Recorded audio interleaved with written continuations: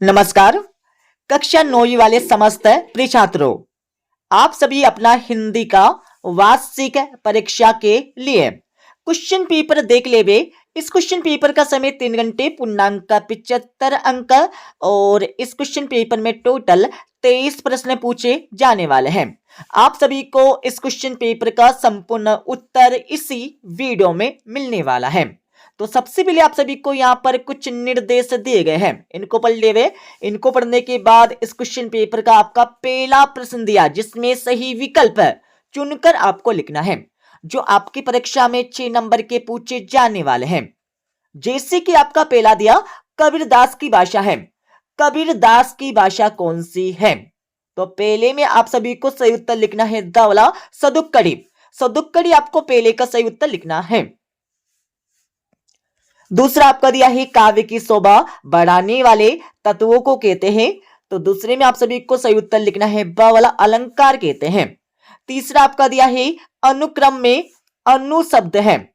तो तीसरे में आप सभी को सही उत्तर लिखना है स वाला उपसर्ग। अनुक्रम में अनु हमारा उपसर्ग शब्द है, ठीक है। चौथा आपका दिया है कुछ कुछ शब्द का अर्थ है। तो चौथे में आप सभी को सही उत्तर लिखना है स वाला दया दया। कुछ कुछ शब्द का अर्थ दया दया है। पांचवा आपका दिया है वर्णों के सार्थक योग को कहते हैं। तो वर्णों के सार्थक योग को क्या कहते हैं? तो पांचवें में आप सभी को सही उत्तर लिखना है अ वाला शब्द शब्द कहते हैं। छठा आपका दिया है लेखिका ने अपनी नानी को क्यों नहीं देखा। तो छठे में आप सभी को सही उत्तर लिखना है स वाला स्वर्ग चली गई थी, इसकी वजह से लेखिका ने अपनी नानी को नहीं देखा। तो इस प्रकार से आपके 6 नंबर सही विकल्प के कंप्लीट हो जाएंगे। समझकर पढ़ लेवे। अब आप सभी प्रिय छात्रों यहां से दूसरा प्रश्न देख लेवे, जिसमें रिक्त स्थान में सही विकल्प चुनकर आपको लिखना है, जो आपकी परीक्षा में 6 नंबर के पूछे जाने वाले हैं। जैसे कि आपका पहला दिया है मेरे नाना पक्के माने जाते थे। तो पहले में आप सभी को सही उत्तर लिखना है साहब। दूसरा आपका दिया है कमाई में प्रत्यय है। तो कमाई में कौन सा प्रत्यय है ये आपको बताना होगा। तो दूसरे में आप सभी को सही उत्तर लिखना है आई, कम प्लस आई। तो कमाई में आई प्रत्यय है, ठीक है, ये आपको लिखना है। और तीसरा आपका दिया है जो अधिक बोलता है उसे कहते हैं। तो तीसरे में आप सभी को सही उत्तर लिखना है वाचाल कहते हैं, ठीक है। और चौथा आपका दिया है पंचवटी कैसा काव्य है। तो चौथे में आप सभी को सही उत्तर लिखना है खंडिकाओ। तो पंचवटी हमारा खंड काव्य है। पांचवा आपका दिया है काली लहर कल्पना काली पंक्ति में अलंकार निहित है। तो इस पंक्ति में कौन सा अलंकार है यह आपको बताकर लिखना होगा। तो पांचवी में आप सभी को सही उत्तर लिखना है यमक अलंकार। यमक अलंकार आपको सही उत्तर लिखना है। छठा आपका दिया है ललद किस भाषा की लोकप्रिय कवित्री थी। तो छठे में आप सभी को सही उत्तर लिखना है कश्मीरी। कश्मीरी आपको छठे का सही उत्तर लिखना है। अब आप सभी यहां से तीसरा प्रश्न देख लेवे, जिसमें सही जोड़ियां बनाकर आपको लिखना है, जो आपकी परीक्षा में 6 नंबर की पूछी जाने वाले हैं। तो सही जोड़ी का मिलान यहां से कर लेवे। कबीर में आपको लिखना होगा संत कवि। नैतिक का विलोम में आपको लिखना है अनैतिक। नाना साहब की पुत्री, इसमें आपको लिखना है मेना। भूमि में आपको लिखना होगा धरा। माटी वाली के लेखक, इसमें आपको लिखना है विद्यासागर नोटियाल। दोहा में आपको लिखना होगा मात्रिक छंद, ठीक है। इस प्रकार से सही जोड़ी का मिलान हो जाएगा। अब आप सभी प्रिय छात्रों यहां से चौथा प्रश्न देख लेवे, जिसमें एक शब्द या एक वाक्य में उत्तर आपको लिखना है, जो आपकी परीक्षा में 6 नंबर के पूछे जाने वाले हैं। इनके उत्तर देखने से पहले आप सभी इस वीडियो को आपके सभी दोस्तों के साथ शेयर कर देवे और इस वीडियो को आपको लाइक कर देना है, ठीक है। पहला आपका दिया है हिंदी गद्य साहित्य का इतिहास कब से प्रारंभ माना जाता है। तो पहले में आप सभी को सही उत्तर यहां पर लिखना होगा आधुनिक युग से। आधुनिक युग से यह आपको लिखना है पहले का सही उत्तर है, ठीक है। और दूसरा आपका दिया है प्रबंध काव्य के कितने वेद होते हैं। तो दूसरे में आप सभी को सही उत्तर लिखना है 2। प्रबंध काव्य के 2 वेद होते हैं। कौन कौन से होते हैं? एक तो महाकाव्य और दूसरा आपका खंड काव्य। ठीक है, तो प्रबंध काव्य के 2 यहाँ पर वेद होते हैं। तीसरा आपका दिया है हिंदी का उपन्यास सम्राट किसे कहा जाता है? तो तीसरे में आप सभी को सही उत्तर लिखना है मुंशी प्रेमचंद। मुंशी प्रेमचंद आपको लिखना होगा तीसरे का सही उत्तर। चौथा आपका दिया है रचना के आधार पर वाक्य के कितने वेद हैं? तो चौथे में आप सभी को सही उत्तर लिखना है 3। रचना के आधार पर वाक्य के 3 वेद होते हैं और अर्थ के आधार पर वाक्य के 8 वेद होते हैं। ठीक है, पांचवा आपका दिया है रीढ़ की हड्डी एकांकी किस समस्या पर आधारित है? तो पांचवे में आप सभी को सही उत्तर लिखना है एक सामाजिक समस्या। एक सामाजिक समस्या या प्रथा पर आधारित है। छठा आपका दिया है किसी विशेष स्थल की यात्रा का सजीव वर्णन किस विधा में किया जाता है? तो छठे में आप सभी को सही उत्तर लिखना है यात्रा वृत्तांत। ठीक है, ये आपको सही उत्तर लिखना है यात्रा वृत्तांत। अब आप सभी प्रिय छात्रों यहां से पांचवा प्रश्न देख लेवे जिसमें सत्य या असत्य आपको लिखना है जो आपकी परीक्षा में 6 नंबर के पूछे जाने वाले हैं। जैसे कि आपका पहला दिया राम भक्ति शाखा के प्रमुख कवि सूरदास है, तो पहला आपको लगाना है असत्य, बिल्कुल नहीं है। दूसरा आपका दिया है खंडकाव्य में अनेक सर्ग होते हैं, तो बिल्कुल नहीं होते हैं, असत्य हो जाएगा।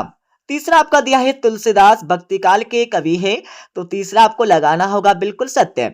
चौथा आपका दिया है प्रेमचंद के जूते फटे थे, तो चौथा आपको लगाना होगा बिल्कुल सत्य।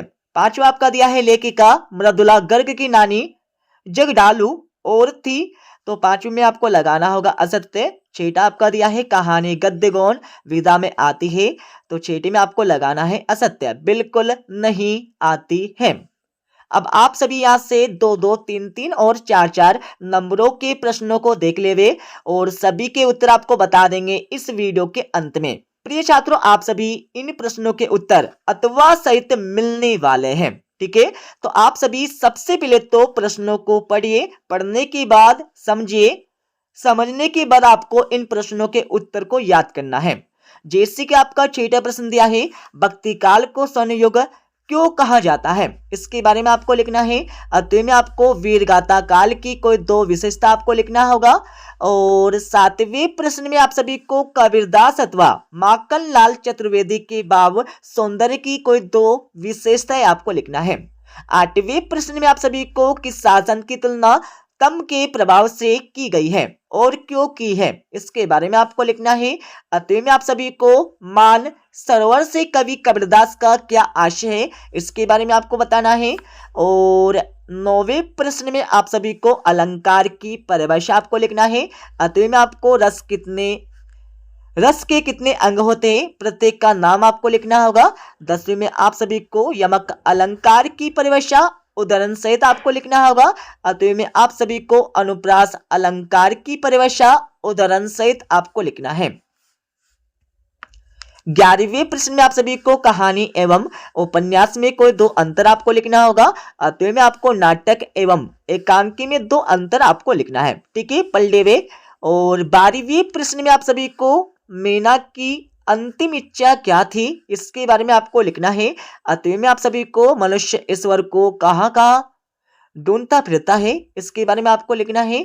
और 13वें प्रश्न में आप सभी को मुंशी प्रेमचंद अथवा महादेवी वर्मा की कोई 2 रचनाएं लिखते हुए साहित्य में स्थान आपको लिखना है।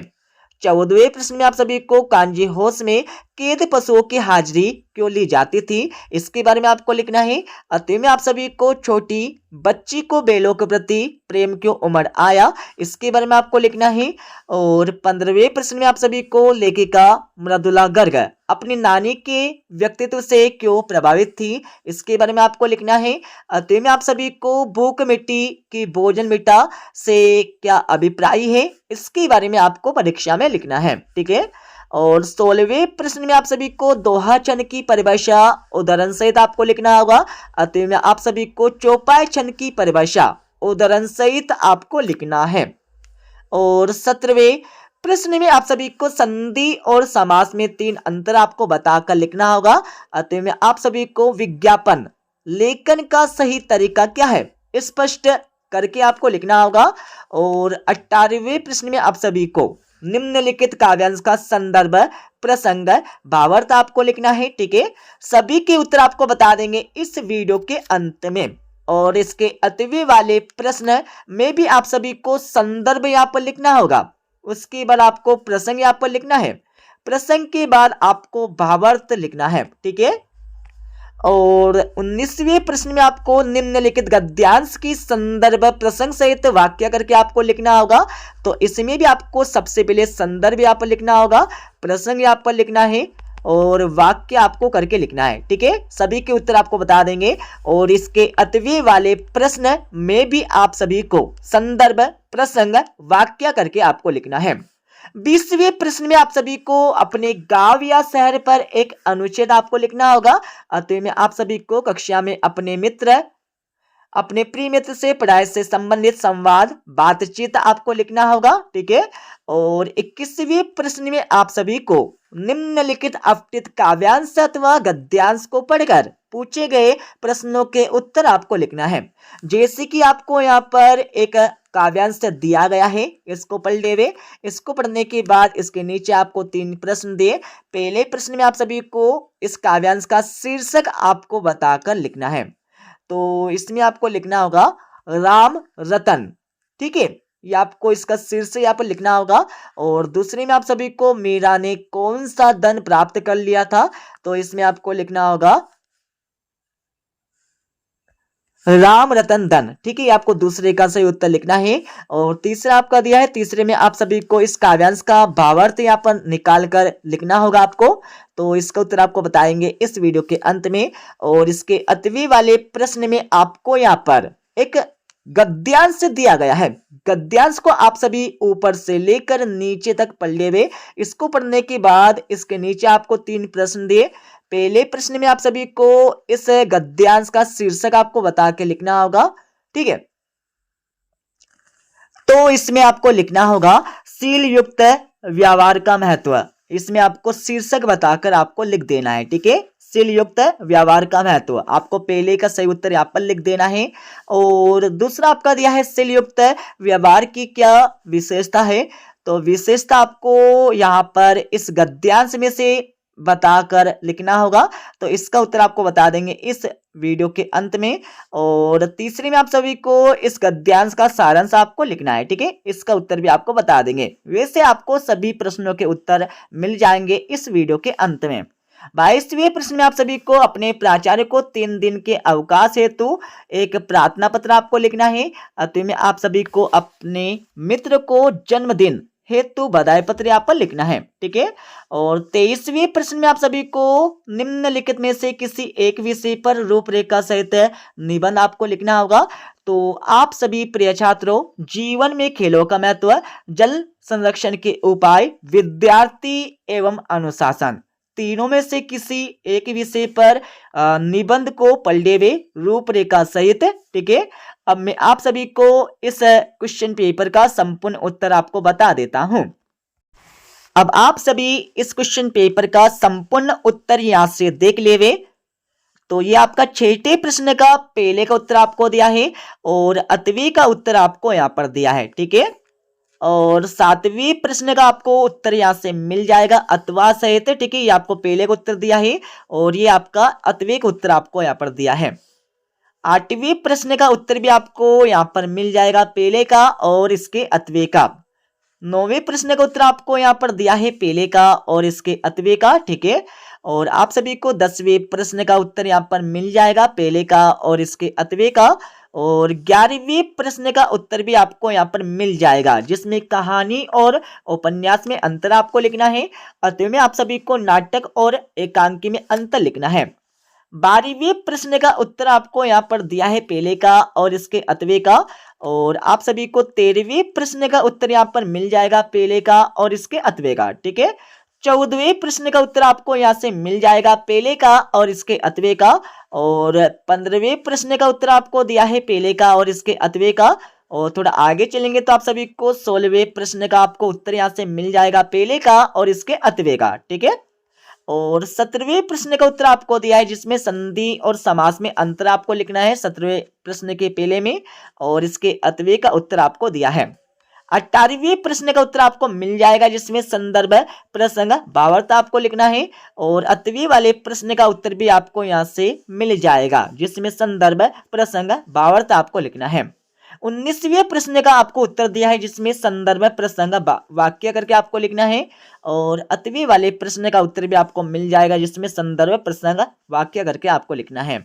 20वें प्रश्न का उत्तर आपको यहाँ पर मिल जाएगा पहले का, और अतवे का उत्तर आपको यहाँ पर मिल जाएगा यहाँ पर। ठीक है, पूरा देख लेवे ऊपर से लेकर नीचे तक। और आप सभी को 21वें प्रश्न का उत्तर यहाँ पर मिल जाएगा पहले का, दूसरे का, तीसरे का, और अतवे का उत्तर भी आपको यहाँ से मिल जाएगा। पहले में आप सभी को शीर्षक यहाँ पर बता के लिखना है, दूसरे में आपको शैलयुक्त व्यवहार की क्या विशेषता है इसके बारे में आपको लिख देना है, और तीसरी में आप सभी को गद्यांश का सारांश इस प्रकार से आपको लिखना है परीक्षा में। ठीक है, 22वें प्रश्न का उत्तर आपको यहाँ पर मिल जाएगा जिसमें 3 दिन के अवकाश के लिए प्रार्थना पत्र आपको लिखना होगा अपने प्राचार्य जी को इस प्रकार से। तो प्रिय छात्रों, आपको अपने विद्यालय का नाम यहाँ पर लिखना होगा, स्थान आपको लिखना होगा। इसको लिखने के बाद आपको आगे प्रारंभ तिथि आपको लिखना होगा और अंतिम तिथि आपको यहाँ पर लिखना है। ठीक है, दिनांक आपको यहाँ पर लिखना होगा, और नीचे आपको सादर आपका नाम यहाँ पर लिखना होगा। ठीक है, और नीचे आपको कक्षा भी यहाँ पर लिखना है। हो सके तो आप सभी यहाँ पर अपना रोल नंबर यहाँ पर लिख सकते हो। ठीक है, और 23वें प्रश्न में आप सभी को किसी एक विषय पर रूपरेखा सहित निबंध लिखना है। तो निबंध तो आप स्वयं अपने किताब से देखकर पढ़ लेवे। ठीक है, तो इस प्रकार से हमने आप सभी को इस क्वेश्चन पेपर का A to Z सॉल्यूशन बता दिया है। ठीक है, मिलते हैं अगले वीडियो में।